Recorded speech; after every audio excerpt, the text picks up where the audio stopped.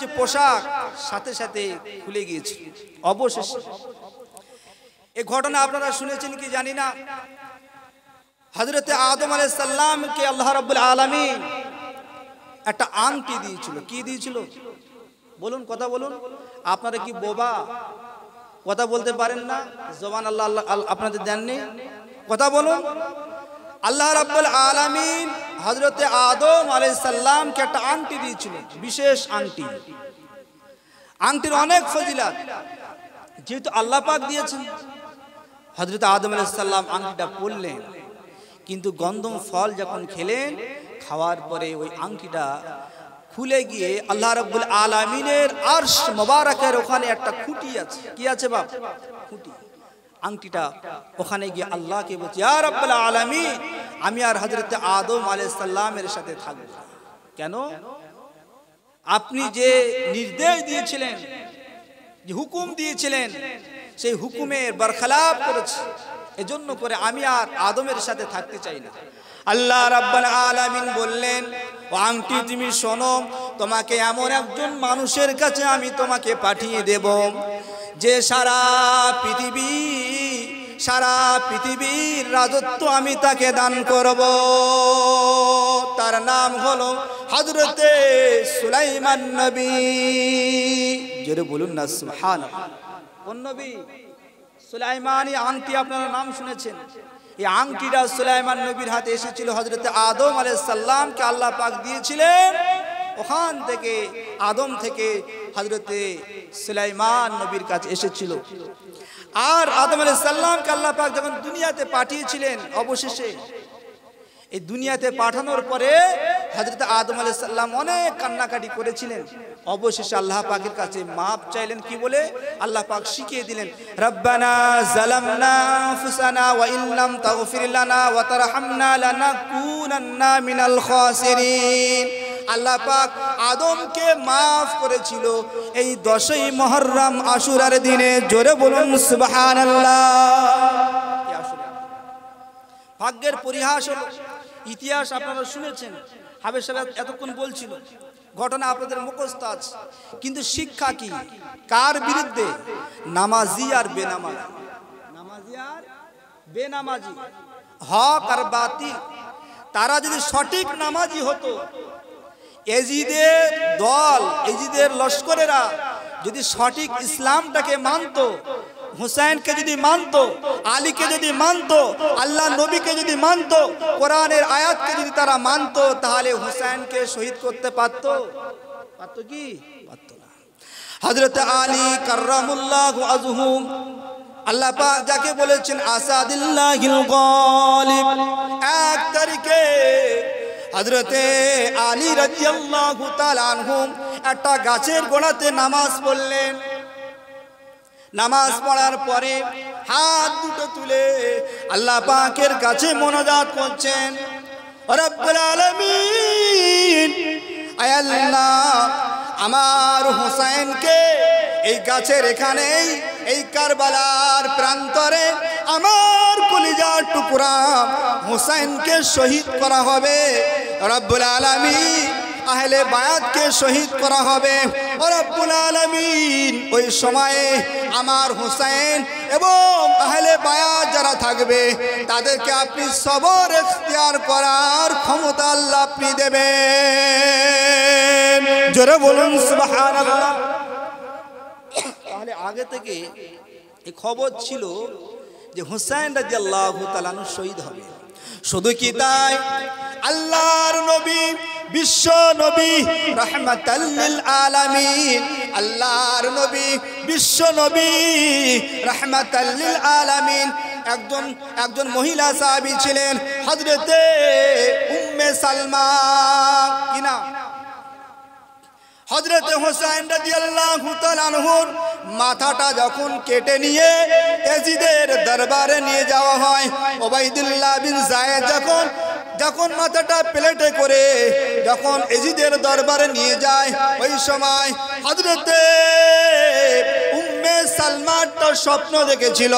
মদিনার মানুষেরা উম্মে সালমাকে বলছে, উম্মে সালমা তখন গল্পটা শোনালেন, স্বপ্নটা শোনালেন, জানো জানো জানো আমি আজকে রাত্রে একটা স্বপ্ন দেখেছি।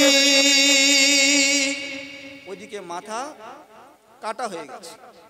কার কাছে নিয়ে গেছে মাথা? যারা এজিদকে বলে হযরত এজিদ রাদিয়াল্লাহু তাআলা আনহু, লজ্জা করেন? লজ্জা লাগে না বলতে? আপনার ছেলেকে আপনি এজিদ নাম রাখতে পারবেন? যিনি বলে যে এজিদকে রাদিয়াল্লাহু তাআলা আনহু বলতে হবে, আমি তাদেরকে বলছি কানটা খাড়া করে শুনে নাও। তোমার একটা ছেলে, তোমার নাতি, তোমার পোতা একজনের নাম রাখো যে এজিদ, তাহলে বলবো এজিদের ভালোবাসার বহিঃপ্রকাশ তাহলে তুমি ঘটিয়েছ। এজিদের সামনে যখন হযরত হুসাইন রাদিয়াল্লাহু তাআলা মাথাকে রাখা হলো, ওই সময় একটা বয়স্ক মানুষ, 80 বছর বয়স। কত বছর বললাম? 80 বছর বয়স। হযরত হুসাইন রাদিয়াল্লাহু তাআলা আনহু এই গালের মধ্যে লাঠিটা দিয়ে নাড়াচাড়া দিচ্ছে। বয়স্ক মানুষ পাশে বসে আছে, উনি আর ধৈর্য ধরে থাকতে পারলেন না। ওই সময় ওবাইদুল্লাহ বিন যায়েদকে বলছে, ওবাইদুল্লাহ তুই যে কাজটা করছিস কিন্তু ভালো নয়। তুই কি জানিস আল্লাহর নবীকে হাজার হাজার বার আমি দেখেছি এই হুসাইন রাদিয়াল্লাহু তাআলা আনহুর ছোটতে আল্লাহর নবী বুসা দিতেন। এই কথা যখন বললেন, হযরতে হুসাইনকে যখন এই কষ্ট, মাথাটা কেটে নেওয়ার পরে লাঠি যখন দিয়ে গালের মধ্যে দিয়ে নাড়াচাড়া দিচ্ছে, বয়স্ক মানুষ যখন বললেন, ওই সময় বয়স্ক মানুষটাকে ওই সময় তার গর্দানটা আলাদা করে দিয়ে কেন্দ্রীয় মসজিদ, ওই সময় মসজিদে তার মাথাটাকে লটকে দেওয়া হলো।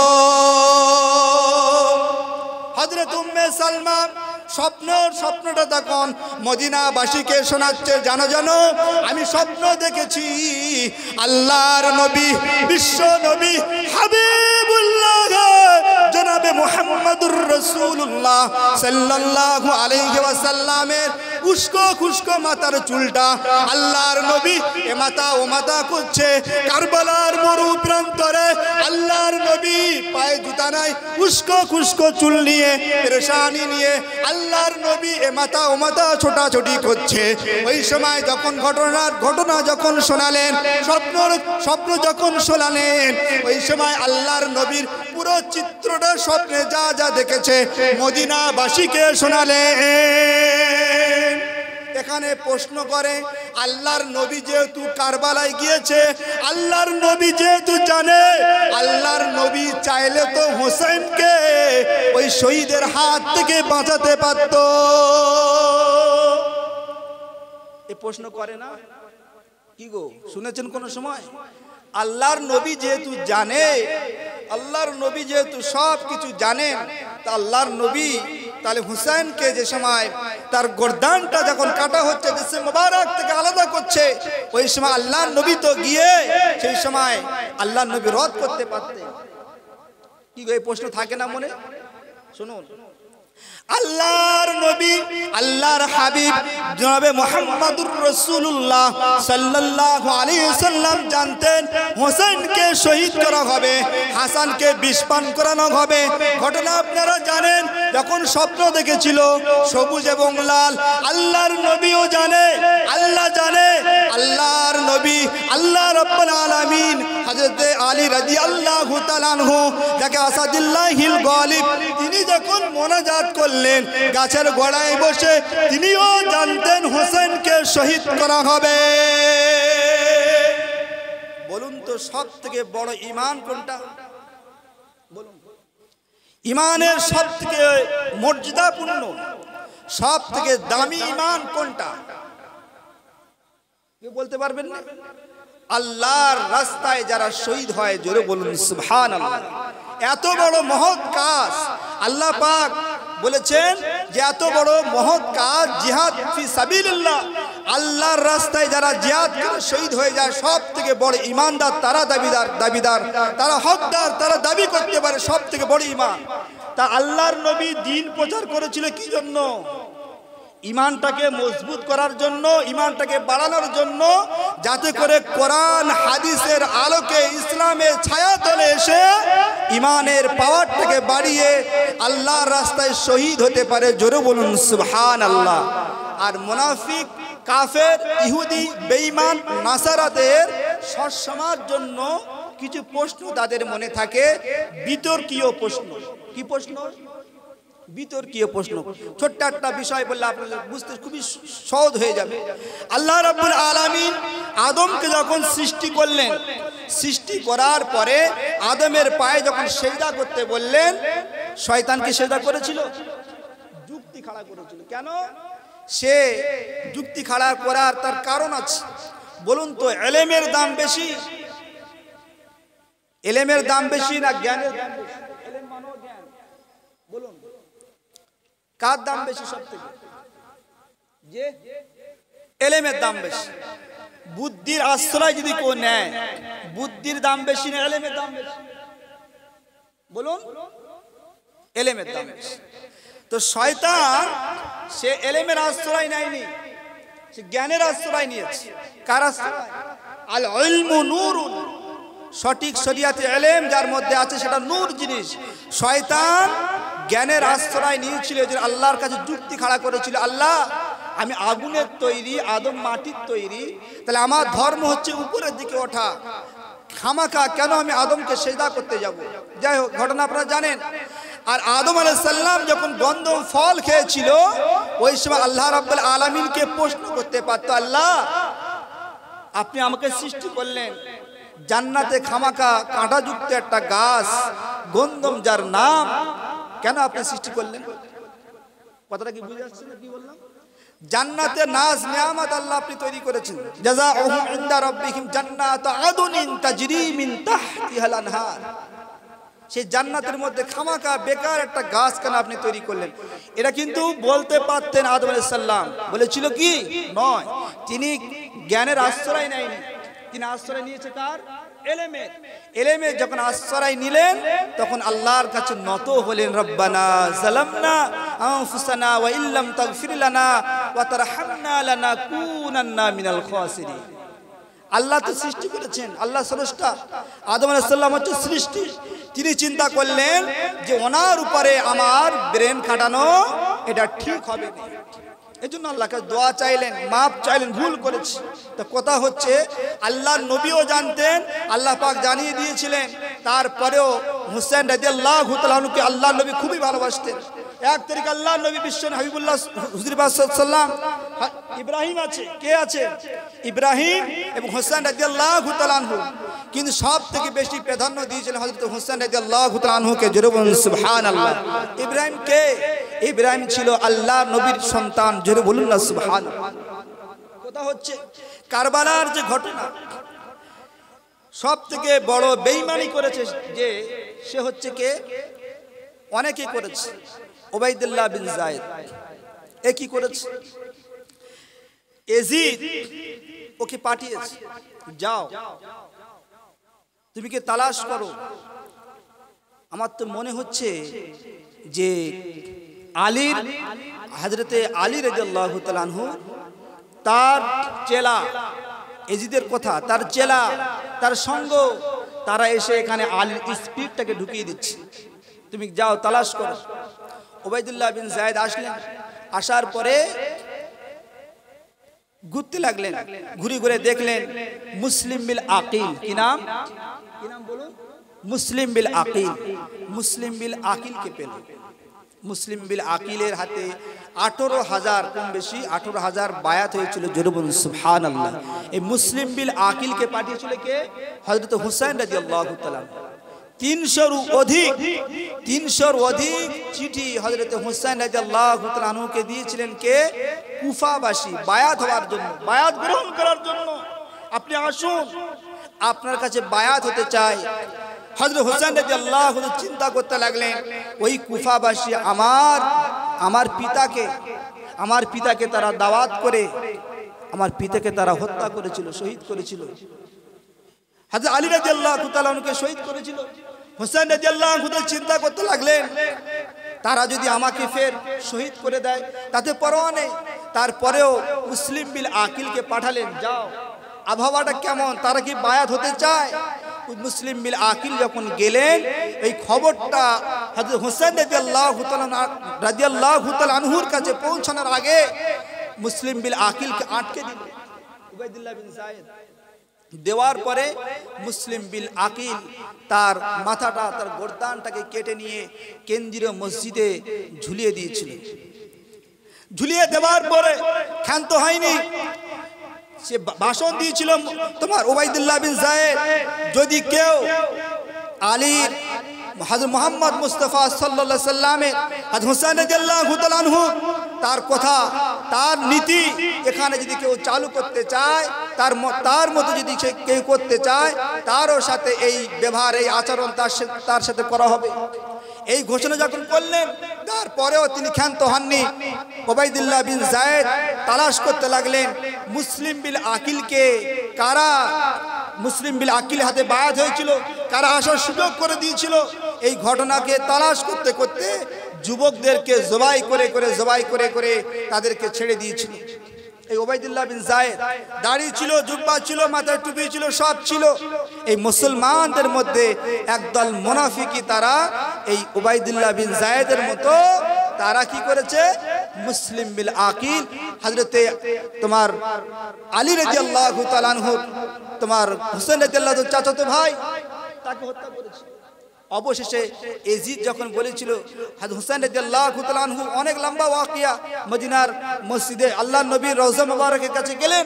যাওয়ার পরে হযরতে হোসেন রাদিয়াল্লাহু তাআলা চিন্তা করতে লাগলেন, মুসলিম বিল আকিলকে পাঠালাম, মুসলিম বিল আকিল তো এখন আসছে না। হযরত হোসেন রাদিয়াল্লাহু তাআলা আনহু আল্লাহ নবী রওজা মুকাদ্দাসের কাছে গিয়ে, আল্লাহ নবী রওজা মুকাদ্দাসের কাছে গিয়ে অঝর নয়নে কান্নাকাটি করেন। আল্লাহ নবী রওজা মুকাদ্দাসের কাছে বসে হযরত হুসাইন রাদিয়াল্লাহু তাআলা আনহু দোয়া করলেন, দোয়া চাইতে লাগলেন। আল্লাহ নবীকে সম্বোধন করে বলেন, ও নানাজি, আমি যখন কোনো অসুবিধার মধ্যে পড়ে যাই, মনটা যখন খারাপ লাগে, তোমার কাছে এসে, তোমার এই মাজার মুকাদ্দাসের কাছে এসে যখন যে দোয়া চেয়েছি, আল্লাহ পাক সাথে সাথে কবুল করে নিয়েছে। আল্লাহর নবীকে বলেন, আল্লাহর হাবিবকে বলেন, হোসেন রাদিয়াল্লাহু তাআলা আনহু বলেন, আমি কারবালাতে যাব, কুফাবাসীর কাছে যাব।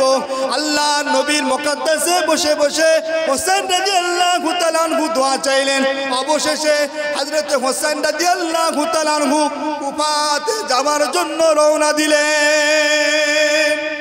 অনেক বড় ইতিহাস। হযরত হোসেন রাদিয়াল্লাহু তাআলা আনহু যখন গেলেন, যাবার সময় এই মাঝখানে অনেক ঘটনা আছে। হোসেন রাদিয়াল্লাহু তাআলা আনহু মাত্র 40 জন ছেলে, 40 জন পুরুষ আর 32 জন নারী, এই আহলে বায়াত 72 জনদেরকে নিয়ে হযরত হোসেন রাদিয়াল্লাহু তাআলা রওনা দিলেন কুফার দিকে। অবশেষে এক জায়গায় তাবু করলেন। তাবু করার পরে হযরত হোসেন রাদিয়াল্লাহু তাআলা অনেক দিন ওখানে অপেক্ষা করলেন। অবশেষে পানির প্রয়োজন। কিসের প্রয়োজন? পানি নেই। আহলে বায়াতের গলা শুকিয়ে যাচ্ছে, পানি নেই, এক ফোঁটা পানি নেই। হোসেন রাদিয়াল্লাহু তাআলা আনহুকে ওই সময় দুটো রেওয়ায়াত, কেউ বলেছে 22,000, কেউ বলেছে 6,000 সৈন্য পাঠিয়েছিল এজিদ। কত হাজার? 6,000 সৈন্য পাঠিয়েছিল। আচ্ছা বলুন তো, 6,000 সৈন্য আর যেখানে 72 জন মানুষ, তাহলে 6,000-এর কাছে 72 জন কিছু পাঠিয়ে দিলেন।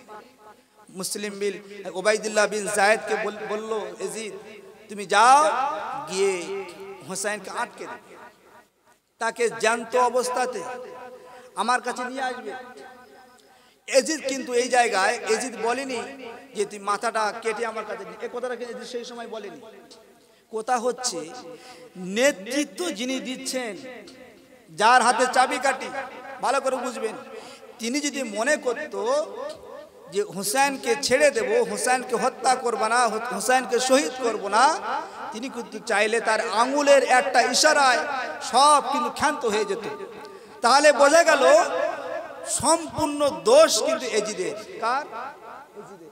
কারণ এজিদের বাপ ছিল খুব ভালো মানুষ, খুব ভালো মানুষ ছিলেন, সাহাবী ছিলেন, কিন্তু এজিদ ছিল মাতা মদখোর। তিনি শরাব পান করতেন। আর কি করত? তিনি মেয়েদেরকে নিয়ে নাচ গানের মধ্যে সবসময় লিপ্ত থাকতো। সেই এজিদ বলল সশরীরে তুমি নিয়ে চলে আসবে হযরতে হোসেন রাদিয়াল্লাহু তাআলার সঙ্গে যে খারাপ আচরণ করেছিল, অনেক লম্বা ওয়াকিয়া। অবশেষে হযরত হোসেন রাদিয়াল্লাহু তাআলা আনহু যুদ্ধের জন্য তৈয়ার হলেন, যুদ্ধ করলেন। অবশেষে হযরত হোসেন রাদিয়াল্লাহু তাআলা যখন আসলেন, তবে আহলে বায়াতের কাছে যখন আসলেন, সেই সময় 40 জন তারা শহীদ হয়ে গিয়েছে। বলে ইন্না লিল্লাহি ওয়া ইন্না ইলাইহি রাজিউন। আপনারা ঘটনা জানেন। অবশেষে আহলে বায়াতের কাছে যখন তার আহলিয়ার কাছে গেলেন, যাওয়ার পরে বললেন যে আমার ছোট্ট বাচ্চা আলী আসগারকে 1 ফোঁটা পানির ব্যবস্থা করে দাও।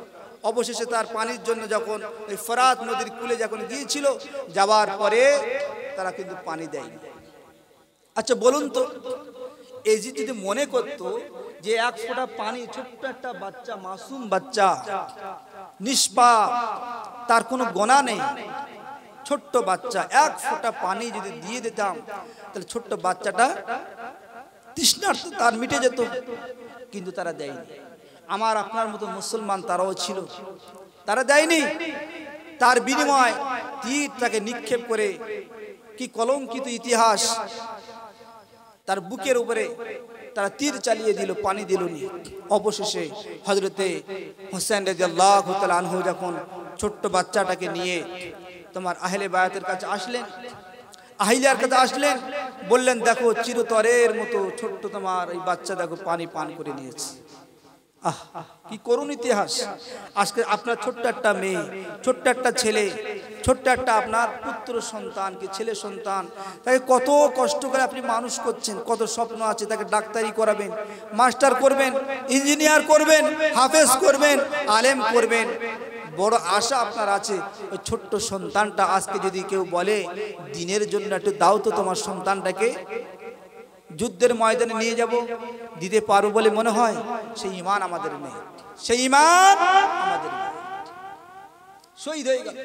অবশেষে হযরত হোসেন রাদিয়াল্লাহু তাআলা আনহু তিনি মনে করলে পানি খেতে পারতেন, ফরাত নদীর কূলে গিয়ে হযরত হোসেন রাদিয়াল্লাহু তাআলা পানি তুললেন। আহা, ছোট্ট বাচ্চার কথা মনে পড়ে গেল, আদলা করা পানিটা ফেলে দিলেন।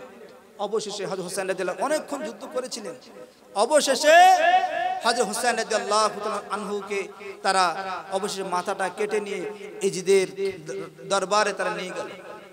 বলার উদ্দেশ্য হলো ঘটনাটা সংক্ষিপ্ত আকারে আমাদের শিক্ষা কি, এর মোরালটা কি, বিষয়টা কি, সারা অল পৃথিবীর শুরু থেকে আর এই পর্যন্ত আজ পর্যন্ত এমন ইতিহাস আর ইতিহাসের পাতাই নেই। তাহলে বোঝা গেল হোসেন রাদিয়াল্লাহু তাআলা নামাজ পড়লেন কারবালার ময়দানে। যখন তিনি নামাজ পড়লেন, তারা যদি মনে করত যে হযরত হোসেন রাদিয়াল্লাহু তাআলা আনহু আল্লাহর নবীর নাতি, আমরা গিয়ে তার পিছনে নামাজে দাঁড়িয়ে যাই, তারা নামাজ পড়েনি। তারা নামাজ পড়েনি, তারা মুসলমান ছিল, একটা কারণে পড়েনি। সে কারণটা কি? তারা যদি নামাজ পড়তো, তাকে ফলো করতো, তাহলে রুপিয়া টাকা কিন্তু তারা আর পেত না। সেই সময়ে টাকায় বিক্রি হয়ে গেছে, টাকায় সব বিক্রি হয়ে গেছে। ঈমান তার আমাল সব বিক্রি করে দিয়ে এজিদের মতো মাতাল, এজিদের মতো একজন যে নারী প্রেমিক, যারা নাচ গানের মধ্যে লিপ্ত থাকে, তার সাথে সঙ্গ দিল হাজার হাজার মানুষ, কিন্তু হোসেন রাদিয়াল্লাহু তাআলা আনহুর সঙ্গ তারা দিল না। তাহলে বোঝা গেল কি? বোঝা গেল যে যারা নামাজি, মুত্তাকি, পরেজগার, দিনদার, সেই পৃথিবীর শুরু থেকে নিয়ে আর আজ পর্যন্ত কিয়ামত পর্যন্ত তোমাদের কষ্ট থাকবে। কেন? ভালো মানুষ হলে, মুত্তাকি হলে, নামাজি হলে তোমাদেরকে কষ্ট ভোগ করতে হবে। আর যদি মনে করো ইচ্ছা মতো জীবন যাপন করবো, হাদিস পাকের মধ্যে আল্লাহ নবী কি বলেছেন? আল্লাহ নবী বলছে দেখো দুনিয়াটা হচ্ছে তোমাদের জন্য, ঈমানদারদের জন্য কি বলুন? জেলখানা। আর দুনিয়া সিজলুল মুমিনিন ওয়া জান্নাতুল কাফিরিন। কাফের মুশরিকদের অনুসরণ অনুকরণ যদি তুমি করো, হোসেন এজিদের মতো যদি হতে চাও, তাহলে তোমাদের দুনিয়াটা হবে ইচ্ছা মতো জীবন যাপন করবে, দুনিয়া তোমাদের জন্য জান্নাত হয়ে যাবে। দুনিয়া কি হয়ে যাবে? জান্নাত হয়ে যাবে। নামাজ নেই, কালাম নেই, কিছু নেই, কোরআন তেলাওয়াত নেই, ইচ্ছা মতো জীবন যাপন। একটা গরুর গলায় যেমন রশি না থাকলে এ গ্রাম ও গ্রাম এ পাড়া ও পাড়া, এ জমি ও জমি, বিভিন্ন জায়গায় সে চড়ে চড়ে খায়। অনুরূপভাবে লাগামহীন, যার গলায় দড়ি নেই, ইসলামের দড়ি নেই, শরিয়াতের মাপকাঠির দড়ি যার মধ্যে নেই, ইচ্ছা মতো জীবনযাপন করবে। আসর যাবে, মাগরিব যাবে, এশা যাবে, ফরজ চলে যাবে, এমন করে 60 বছর জিন্দিগি তার নামাজ আর নামাজ, কিছু আর তা থাকবে না। নাচ গান নিয়ে সে সারাক্ষণ মেতে থাকবে। কেন? রাসূল সাল্লাম বলে গেছেন, দুনিয়াটা তো তাদের জন্য জান্নাত। তাদের জন্য কি বলুন? জান্নাত। ভাগ্যের পরিহাস হলো, এত বক্তব্য, বড় বড় আলেম ওলামা যাই বলুন, একটাই বিষয় হচ্ছে কি, শুধরে যাও, ভালো হয়ে যাও। একের পর এক বক্তব্য দিয়ে যাবে, কোরআনের আয়াত, হাদিসের আয়াত সব শুনবে, মুখস্থ হয়ে যাবে, চিপ আপনার ভরে যাবে। কিন্তু আমল যদি আপনি না করেন, ভালো যদি আপনি না হন, সব বেকার হয়ে যাবে। ভাগ্যের পরিহাস। আমি 13টা বছর আমি ইমামতি করছি, 13 বছর আমার এই 30-32 বছর বয়সে 13 বছর ইমামতি করছি, কমপক্ষে মানে কম বেশি। কিন্তু ভাগ্যের পরিহাস হলো, আপনাদের হাটুরিয়া শেখপাড়ার যা কন্ডিশন, যা চলাফেরা, যা ওঠা বসা, মানুষের যা আচার ব্যবহার, মানুষের সাথে কল্পনাও করা যাবে না। দুঃখ পেলে কিছু করার নেই। 10টা মানুষ 10 রকম। আপনি কাকে বোঝাতে যাবেন? যাকে আপনি বোঝাতে যাবেন তিনি একজন মুফতি সাহেব হয়ে বসে আছেন, তাকে হাদিসের কথা শোনাবেন। আপনি ইমাম সাহেব মানুষ, আপনার চটাপত্র গোছান, বাড়ি চলে যান। কেন? পক্ষ একটাই তোমাকে নিতে হবে, পক্ষ তোমাকে একটাই নিতে হবে। দ্বিতীয় পক্ষ যদি তুমি নিয়েছো তাহলে বিপদ। বুঝতে পারছেন না? হেকমত দিয়ে মানুষ চলবে কতদিন? হেকমতে কতদিন চলবে? কি গো বাপ, বুঝতে পারছেন কি বললাম? আকিল মানদ কি ইশারা কাফি है। রিজিকের মালিক কে, ওয়ালা তাকতুলু আওলাদাকুম খাশিয়াতা ইমলাক। রিজিকের মালিক হচ্ছে আল্লাহ পাক। জোরে বলুন সুবহানাল্লাহ। বলুন তো, আল্লাহ রাব্বুল আলামিন অনেক কিছু সৃষ্টি করেছেন। আল্লাহ গাছপালা, পশু পাখি সব অনেক কিছু আল্লাহ পাক কুল কায়নাতে অনেক কিছু সৃষ্টি করেছেন। তারপরেও আল্লাহ রাব্বুল আলামিন আশরাফুল মখলুকাতের মধ্যে থেকে সব থেকে উত্তম করেছে মানুষকে। কাকে? আমার কথা কি কষ্ট হচ্ছে কারো? সব থেকে কাকে আল্লাহ পাক করেছেন বলুন? বলুন সূরা 3-এ চলে যান। ওয়াত-তিন ওয়াজ-যাইতুন ওয়া তুরি সিনিনা ওয়া হাযাল বালাদিল আমিন লাকাদ খালাকনাল ইনসানা ফি আহসানি তাকবীর। আল্লাহ পাক সব থেকে সুন্দর করে এই মানুষকে সৃষ্টি করেছেন। ভাগ্যের পরিহাস হলো, এই মানুষ যদি মানুষের তার সে যে মানুষ, সে যে দামি একজন মানুষ, সে তার আসলিয়া, তার আসলটা সে যদি ভুলে যায়, তার হাকিকাত সে যদি ভুলে যায়, তাহলে সে আর মানুষ থাকবে না। পার্থক্য আর থাকবে না, মানুষের সঙ্গে তাকে তুলনা করা যাবে না। একটা মানুষের চোখ আছে, কান আছে, তার মানুষের সমস্ত কিছু আল্লাহ পাক দিয়েছেন, তারপরেও তাকে আর মানুষ বলা যাবে না। ওয়ালাকাদ যারআনা লি জাহান্নামা কাসীরাম মিনাল জিন্নি ওয়াল ইনস লাহুম কুলুবুন লা ইয়াফকাহুনা বিহা ওয়া লাহুম আয়ুনুন লা ইবসিরুনা বিহা ইলা আখির আয়াত। আল্লাহ রাব্বুল আলামিন চোখ, কান, ব্রেন, বুদ্ধি সব দিয়েছেন। কোনটা নাহক, কোনটা সত্য, কোনটা মিথ্যা, এই বিবেক বিবেচনা যদি আপনি না করতে পারেন, আপনি কিন্তু মানুষ, পরিচিত মানুষ দাবি করতে আপনি পারবেন না। কিসের আপনি মহব্বত দেখাচ্ছেন? হোসেনকে কতটা ভালোবাসেন আপনি? কতটা ভালোবাসেন? হোসেন রাদিয়াল্লাহু তাআলা শিক্ষা দিয়েছেন, নামাজ পড়ো, শরিয়াতের মাপকাঠিতে চলো। আর সেই নামাজকে ত্যাগ করে দিয়ে ভালোবাসা, এটাকে ভালোবাসা বলা হয় না। এটা কি বলে? ভালোবাসা বলে? ভালোবাসা নেই। আপনি নেশা করে, আপনি মদ খেয়ে, গাঁজা খেয়ে আপনি হোসেনকে ভালোবাসা, এই ভালোবাসা কিয়ামতের ময়দানে আল্লাহ রাব্বুল আলামিন তোমার এই ভালো মিথ্যা ভালোবাসা, এই ধোঁকা দেওয়া ভালোবাসাকে আল্লাহ পাক নাকচ করে দেবেন। তোমাকে বাম দিক থেকে তোমাকে আমলনামা দেবেন। লিখে রাখেন, কিয়ামতের ময়দানে এক শ্রেণীর মানুষ তারা বলে, ইয়া লাইতানি কুনতু তুরাব, ইয়া লাইতানি কুনতু তুরাব, ইয়া লাইতানি কুনতু তুরাব। হায় আফসোস, মানুষ না হয়ে যদি মাটি হতাম কতই না ভালো হতো। আর কোনো কাজে লাগবে না, আর কোনো কাজে লাগবে না। যে মাটির উপরে আপনি বসে আছেন চেয়ারে, আপনি যখন মারা যাবেন এই মাটির নিচে তোমাকে থাকতে হবে। মুসলমান ভুলে যাচ্ছ, নামাজ ছেড়ে দিয়ে, রোজা ছেড়ে দিয়ে, সত্য পথ ছেড়ে দিয়ে, হকটাকে ছেড়ে দিয়ে নাহক পথে তুমি চলো।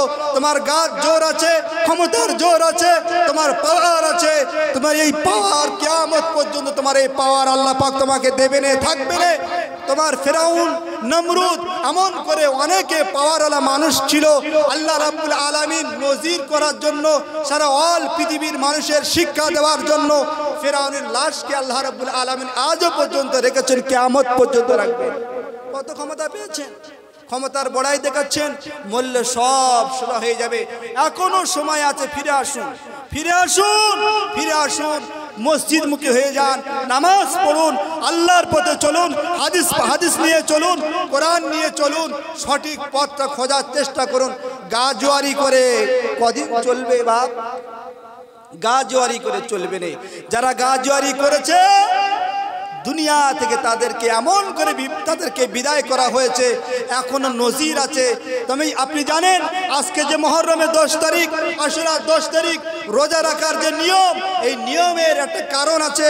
আল্লাহ নবী মক্কা থেকে যখন মদিনাতে হিজরত করলেন, হিজরত করার পর আল্লাহ নবী দেখলেন ইহুদিরা তারা রোজা করে।